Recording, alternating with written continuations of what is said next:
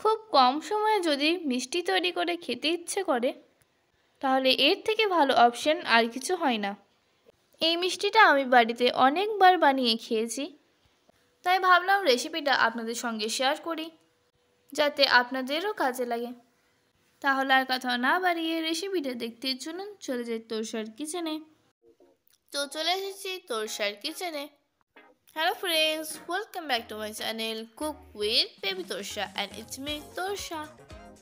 Video শুরু করার আগে আপনাদের কাছে অনুরোধ রইল, প্লিজ আমার চ্যানেলটাকে সাবস্ক্রাইব করবেন আর ফটাফট একটা লাইক দিয়ে পুরো ভিডিওটা দেখবেন। প্রথমে কয়েকটা ব্রেড নিয়েছি, ব্রেডের সাইডগুলো ওইভাবে কেটে বাদ দিয়ে দিয়েছি। আর এই যে সাইডে কাটা অংশগুলো ফেলে দেবেন না, এগুলো দিয়ে ব্রেড ক্রাম্বস তৈরি করা যায়। এবার মাছ বরাবর ট্রায়াঙ্গেল শেপে কেটে নিলাম, আপনারা চৌকো শেপেও কাটতে পারেন। আমার এই শেপটা খুব ভালো লাগে, আমি এটাই দিলাম। এবার একটা প্যানের মধ্যে 2 চামচ ঘি নিলাম।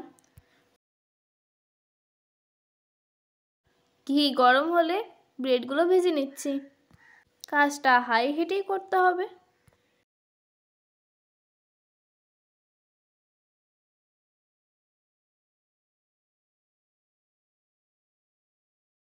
একটা সাইড মুচমুচে করে ভাজা হয়ে গেলে পাল্টি করে দিলাম।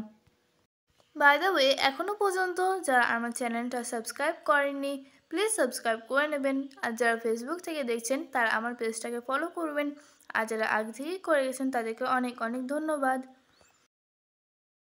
এই দেখেন মুচমুচে করে ভাজা হয়ে গেছে, এবার তুলে নিচ্ছি। ওই প্যানেই দিয়ে দিচ্ছি দুধ, এটা সেদ্ধ দুধ। এবার দুধের মধ্যে পরিমাণ মতো চিনি দিয়ে দুধটা ফুটিয়ে নিচ্ছি।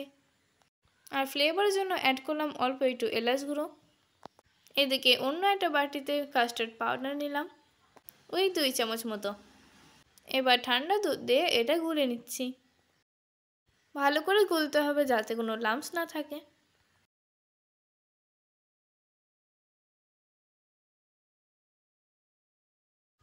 এবার এই মিশ্রণটা দুধের মধ্যে ঢেলে 2 মিনিট ফুটিয়ে নিচ্ছি।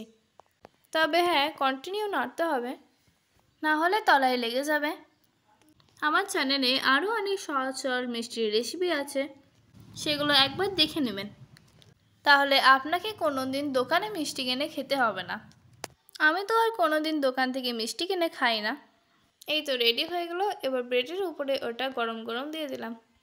এবার এটা গরম গরম খাবেন না ফ্রিজে রেখে ঠান্ডা করে খাবেন সেটা আপনার ইচ্ছা। কিছু ড্রাই ফ্রুটস কেটে রেখেছি, সেগুলো উপর থেকে ছড়িয়ে দিলাম। তাহলে বলুন, এর থেকে সহজ রেসিপি দেখেছেন কখনো? আপনি যদি আমার মতো মিষ্টি লাভার হন তাহলে মাঝে মাঝে বানিয়ে খেয়ে নিন।